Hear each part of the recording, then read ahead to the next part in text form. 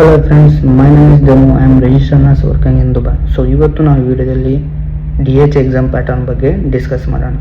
So DH ಅಂದರೆ Dubai health authority. So ನೀವೇನಾದರೂ health care professionals ಆಗಿದ್ದರೆ, ನೀವು ದುಬೈ ಹೆಲ್ತ್ ಕೇರ್ ಪ್ರೊಫೆಷನಲ್ಸ್ ಆಗಿ ವರ್ಕ್ ಮಾಡಬೇಕಂದ್ರೆ ನಿಮಗೆ DHA ಲೈಸೆನ್ಸ್ ಬೇಕಾಗುತ್ತೆ. ಸೊ DHA ಲೈಸೆನ್ಸ್ ಬೇಕಂದರೆ ನೀವು ದುಬೈ ಹೆಲ್ತ್ ಅಥಾರಿಟಿ ಎಕ್ಸಾಮ್ನ ನೀವು ಕ್ಲಿಯರ್ ಮಾಡಬೇಕಾಗುತ್ತೆ. ನೀವು ನರ್ಸಸ್ ಆಗಲಿ, ಡಾಕ್ಟರ್ಸ್ ಆಗಲಿ, ಅಥವಾ ಯಾವುದೇ ಅಲೈಡ್ ಹೆಲ್ತ್ ಕೇರ್ ಪ್ರೊಫೆಷನಲ್ಸ್ ಆಗಿರಲಿ, ನೀವು DH ಎಕ್ಸಾಮ್ನ ಕ್ಲಿಯರ್ ಮಾಡಬೇಕಾಗತ್ತೆ. ಸೊ ನೀವು DH ಎಕ್ಸಾಮ್ ಪ್ಯಾಟರ್ನ್ ನೋಡೋದಾದರೆ, ನಿಮಗೆ DHAಯಲ್ಲಿ 150 ಕ್ವಶನ್ಸ್ ಇರುತ್ತೆ. ಸೊ 150 ಕ್ವಶನ್ಸ್ನ ಅಟೆಂಡ್ ಮಾಡಲಿಕ್ಕೆ ನಿಮಗೆ 160 ಮಿನಿಟ್ಸ್ ಇರುತ್ತೆ. ಸೊ ನಿಮಗೆ ಆಲ್ಮೋಸ್ಟ್ 1 ಮಿನಿಟ್ಸ್ ಆಗಿ ಪರ್ ಕ್ವಶನ್ಸ್ಗೆ ಟೈಮ್ ಸಿಗುತ್ತೆ. ಸೊ ನೀವು ಟೋಟಲ್ ಆಗಿ 160 ಮಿನಿಟ್ಸಲ್ಲಿ 150 ಕ್ವಶನ್ಸ್ನ ಅಟೆಂಡ್ ಮಾಡಬೇಕಾಗತ್ತೆ. ಮತ್ತು ನಿಮಗೆ DHAಯಲ್ಲಿ ಪಾಸಿಂಗ್ ಸ್ಕೋರ್ ಬಂದು 60% ಇರುತ್ತೆ. ಅಂದರೆ ನಿಮಗೆ ಆಲ್ಮೋಸ್ಟ್ ಓವರ್ ಆಲ್ ಸಬ್ಜೆಕ್ಟಲ್ಲಿ 90 ಕ್ವಶನ್ಸ್ನ ಸರಿ ಮಾಡಬೇಕಾಗುತ್ತೆ. 90 ಕ್ವಶನ್ಸ್ನ ಸರಿ ಮಾಡಿ ಕ್ಲಿಯರ್ ಮಾಡಿದರೆ ನಿಮಗೆ ಎಕ್ಸಾಮು ಈಸಿಯಾಗಿ ಕ್ಲಿಯರ್ ಮಾಡ್ಬೋದು.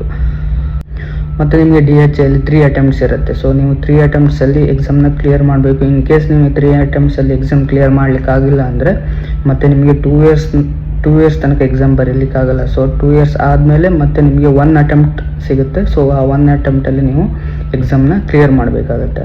ಮತ್ತು ಯಾವುದೇ ಗಲ್ಫ್ ಕಂಟ್ರಿ ಆಗಿರಲಿ, ಸೌದಿ ಆಗಿರಲಿ, ಅಥವಾ ಬೇರೆ ಒಮಾನ್ ಯಾವುದೇ ಆಗಿದ್ರೂ ಕೂಡ ನಿಮಗೆ ಲೈಸೆನ್ಸ್ ಪ್ರೊಸೆಸ್ ಬಗ್ಗೆ ಯಾವುದೇ ಥರದ ಕನ್ಫ್ಯೂಷನ್ ಇದ್ದರೆ ನೀವು ನಮ್ಮನ್ನ ಕಾಂಟ್ಯಾಕ್ಟ್ ಮಾಡ್ಬೋದು ಅಥವಾ ಕಮೆಂಟ್ ಸೆಕ್ಷನಲ್ಲಿ ಮೆಸೇಜ್ ಮಾಡ್ಬೋದು. ಸೊ ನಾನು ನೆಕ್ಸ್ಟ್ ವೀಡಿಯೋಲಿ ನಿಮಗೆ ಅಪ್ಡೇಟ್ ಮಾಡ್ತೀನಿ. ಓಕೆನಾ? Thank you for watching.